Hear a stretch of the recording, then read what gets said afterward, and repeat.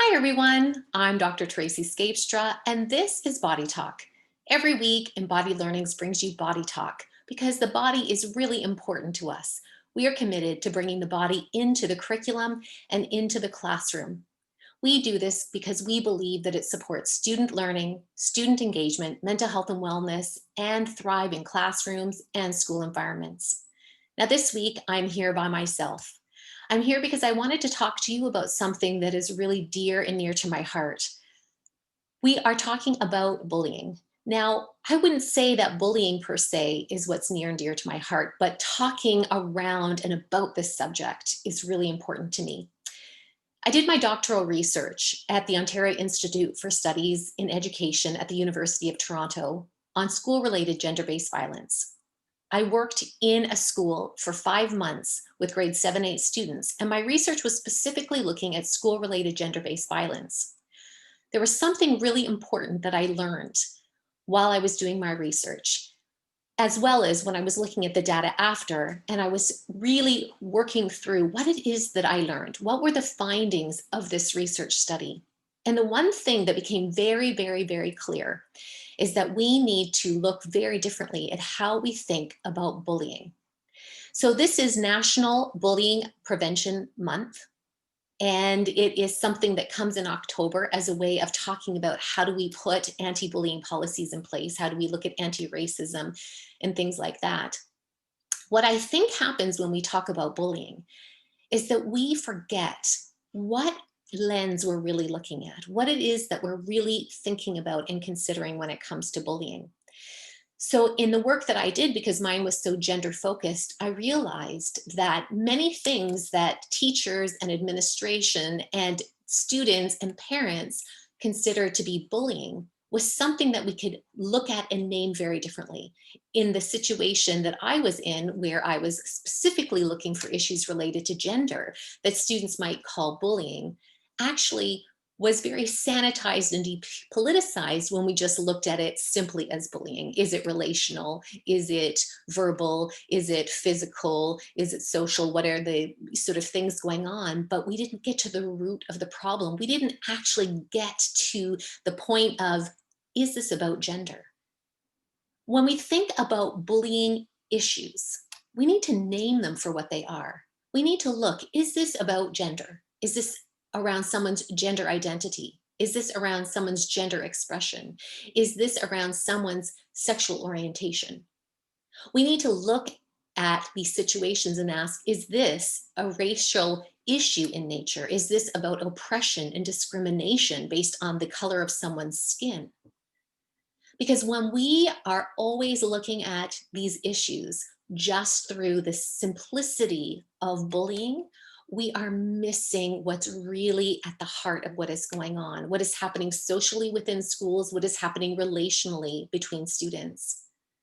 These things are happening all the time. Every single school has these issues, whether we want them to or not. That is just how it is when we are in a society, when we are in a community. There is always going to be social hierarchies at play. There are always going to be relational issues, and they are going to come down to these intersectionalities within people. My gender, my race, my class, my religion, whatever that may be, when I am in the world, I am taking that part of me with me. I'm taking those experiences with me. And then I'm looking at other people and I am making assumptions. I have bias. And so I automatically, when I'm with people, get a sense of, am I comfortable with them? Am I not comfortable? And perhaps my actions and words follow that reflect something that can be harmful to somebody else.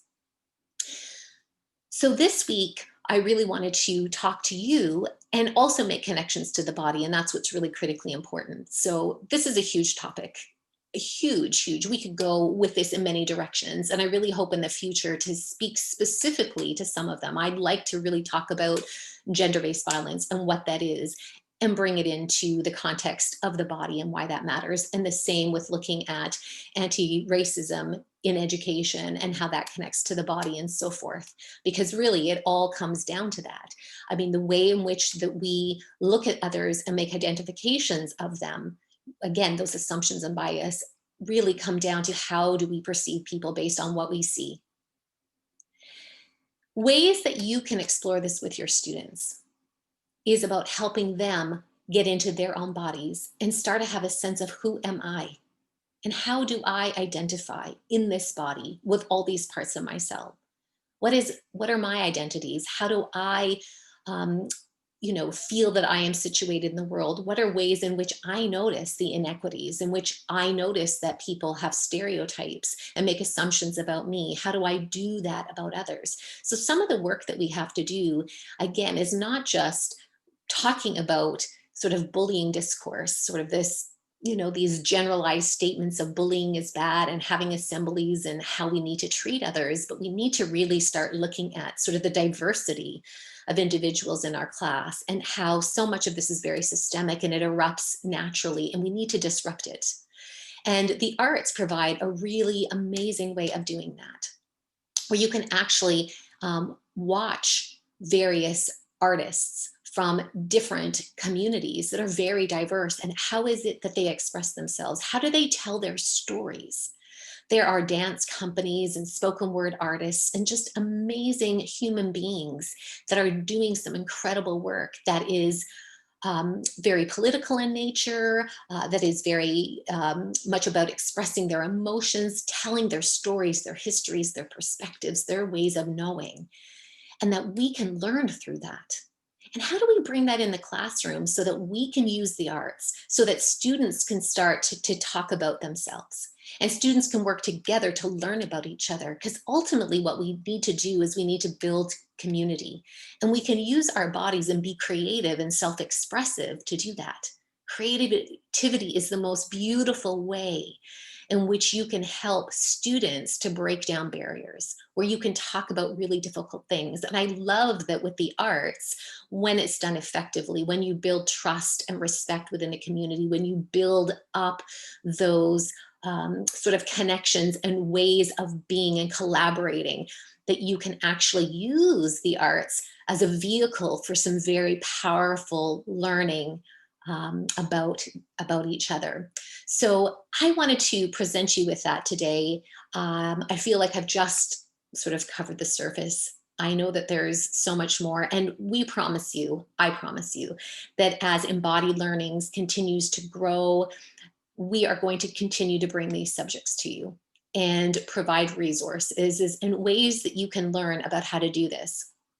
One of the things that I do with my university students, so I work at Western University, I'm the dance and drama specialist there, and I teach the elementary cohort, is I get those students to work in groups and to choose a social justice theme. And many choose things that are around gender and race. They might choose indigenous issues or healthy living issues, whatever it may be.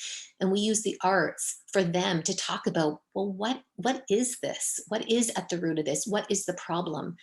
What is possibly a solution? And they work through it through an artistic means. They go through a whole creative process and then they put on a performance.